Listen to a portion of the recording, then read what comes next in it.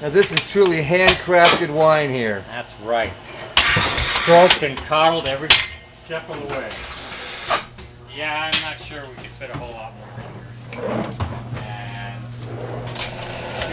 35 to 47. So there, you guys obviously are the true definition of a boutique winery. How many cases of the Sweet Aurora are you going to produce? Sweet Aurora will have about 45 cases for bottling today. And your other vintages, what sort of production do you have for that? Well, the total for all varieties is just under 600 cases. Oh yeah, this is about maxing out our physical capacity here. Maybe maxing out the friends too, I don't know. Yeah, it's all about the volunteer pool sometimes, isn't it? That's right. Syrah, Merlot, Malbec, and a little bit of Cab. Malbec Rosé, don't forget the Malbec Rosé. So you got a smoking rosé. Yeah. No, we took some of that over to Bella last night. Yeah? And they're enthusiastic. Good. Yeah. So that one I think is going to be a keeper. The Malbec Rosé? The Malbec Rosé, yeah. So if you had to choose a favorite, and I know this is really hard since you know, they're all like your children, I'm sure. But if you had to pick one, what would it be? Well, the grape I'm never going to give up is the Malbec. Okay. Keep the Syrah. Okay. You know, last year we talked about getting rid of the Syrah, and I looked at my sales records and said, well, that would be a pretty stupid thing to do. So, that'll be a keeper too. Sometimes the numbers don't lie. That's right. And, you know, you can only go so far with your own taste. At some point you got to figure out, well, what are people buying?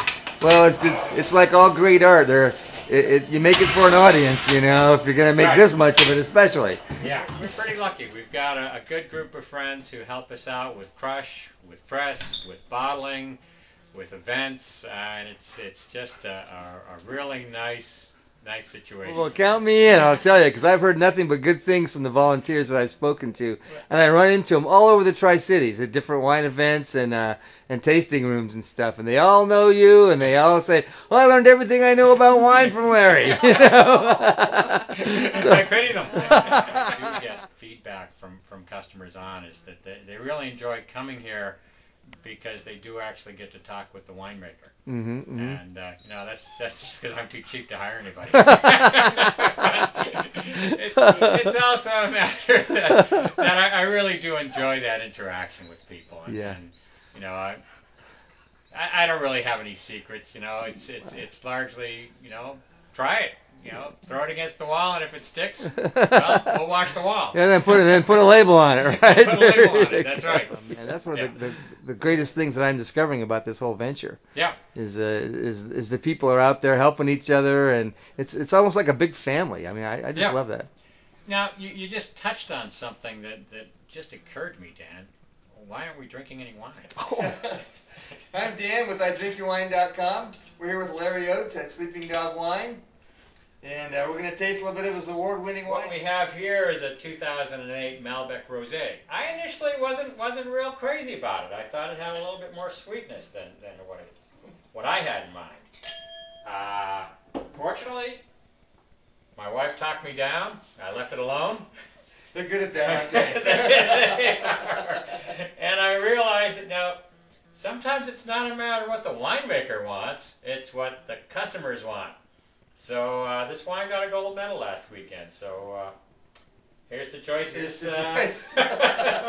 saying, "Back off, Jack." So I'm real happy with how this turned out, and you know, this one will be a keeper. I can see why it's a medal winner. I mean, I'm really lucky. I get to come out here and taste on a regular basis. It's not that far from my house.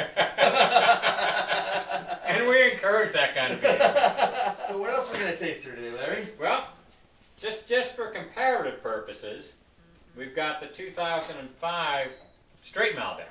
This one's the real meal deal. This one's 100% Malbec. We made 30 cases of this. Right, it's aged well in the bottle too. This is it's really smooth and nice. Oh my gosh. Yeah, I'm pretty happy with how this one turned out. It's a nice wine. Nice grape. Well, I'm just going to let you talk and I'm going to drink, you know? let's do what we're both good at. Well, I'm not a slacker when it comes to the drinking part. You know, it's all been an interesting adventure. You know, it's something we started on as a hobby just because the grapes were there. You know, you live across the road from the vineyard, walk the dog out there every day, and, well, you got to do what you got to do.